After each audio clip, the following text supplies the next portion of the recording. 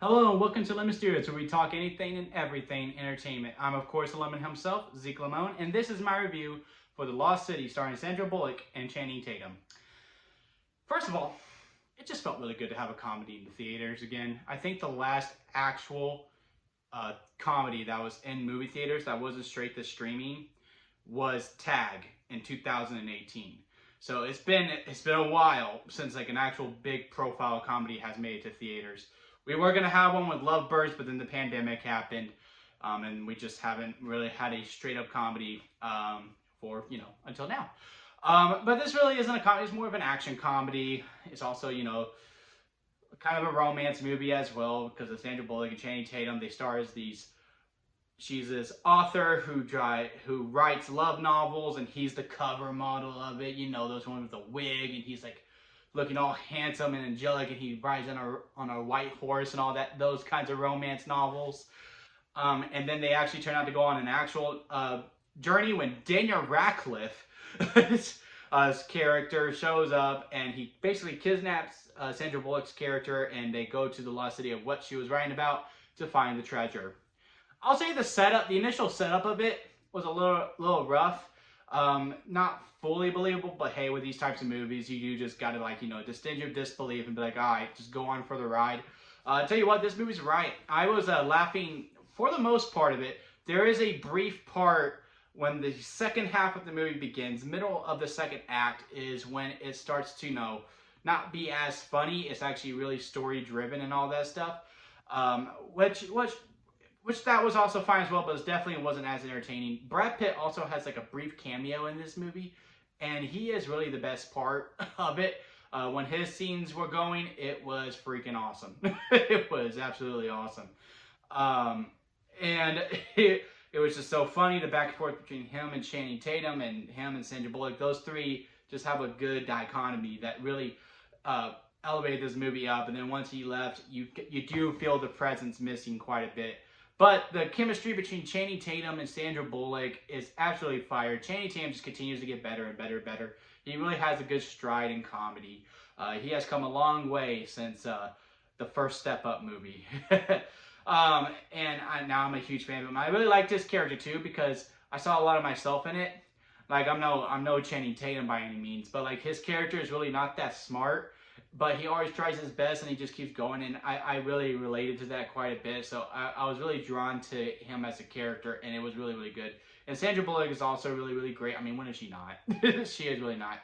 One of the other downfalls of this movie to me, though, is, look, this is a love story, and there's romance in it, and your romance is Channing Tatum and Sandra Bullock. I didn't feel like they earned it. I feel like they should have gone a different route with it. Doing the romance, I didn't feel like it was earned. Like I could have been like, I wasn't just satisfied that they got together. It seemed like one of those type of situations. Like they're both attractive, they like each other. Like it just seemed like there was a lot more. They do take attempts at it. They do take attempts. They do try. I just wish they could have done a little bit more with it. Maybe go away from Daniel Radcliffe, or maybe trim down the Brad Pitt storyline as well.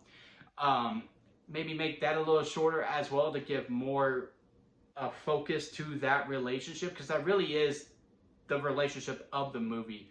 But overall, again, I think this movie is it's a lot of fun. I think this is a great theater movie. I don't think this is a movie that you should wait for streaming. I think you should head to the theater and you should watch it if you feel comfortable going to the theaters. I was really happy to see a lot of older couples there. This was their date night movie, and it was just a nice sight to see that the older generation is now starting to feel comfortable going out to the theaters and starting to live life again. So that was also really happy. That brought a smile to my face. What would I rank it on lemon scale? So this is how it works. Sour lemon is the worst. Then it's expired store-bought lemonade. Then it's store-bought lemonade. But the difference is expired store-bought, it's not good, but hey, there is some good to it. Store-bought lemonade it's good, but there's a lot of bad to it. Lemonade, it's a good movie. It's a great time. Freshly squeezed lemonade, it's a great movie with some very, very minor problems with it. And then a strawberry lemonade, that is a 10 out of 10 because that is the best kind of lemonade that you could ever get is a strawberry lemonade. So, where does The Lost City go? I'm going to give it a lemonade. It is a good movie. It's really nothing to run home about. I do think this is a great theater movie, but if you do wait to watch it at home, I mean, it's not going to change the dynamic of it or anything. But again, I really recommend seeing. I really want this movie to do well at the theaters. So if you can go to the theaters, if you feel comfortable going to the theater, go to the theater. You will enjoy yourself, and it's a good date movie. Take your loved one to go see it, because they do try to hint at some things at a sequel, and I would like to hang out with these characters again. So hopefully The Lost City does well. My theater was actually pretty packed. So what did you think of The Lost City? If you have seen it, comment below and let me know your thoughts on it. Do you plan on going to see The Lost City? Comment below and let me know what you're thinking about going to see that movie as well. If you liked this video, hey, give it a like. And if you liked me, consider hitting that subscribe button to help me grow into my YouTube career. And hit that bell to know when I am posting next. We're starting Moon Knight on Wednesday, and then we'll continue the Halo series on Thursday. And of course, Morbius is also coming out next Thursday, so a lot of content is coming your way. And that will be it for me right now, guys, and I'll see you here next time at Lemon Studios.